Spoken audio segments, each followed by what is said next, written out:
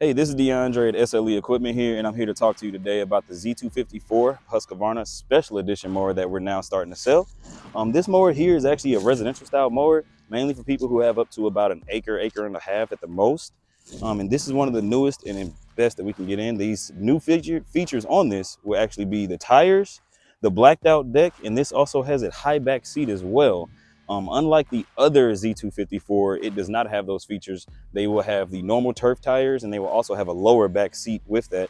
But everything else is the same. You're still going to have a 10-gauge steel deck.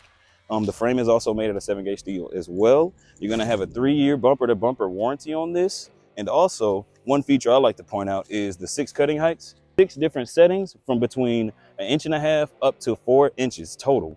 Now, if you're a person who likes to cut but not necessarily cut everybody's yard, I would suggest this mower for you because this is going to be one for your house.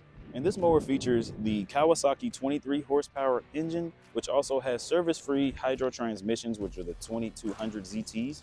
And it also features an easy drain spout for whenever you're changing your oil. And here it also comes with an easy lift footrest for you to be able to access your deck and make sure all of your cables are fine, and we're able to change out any of your bands.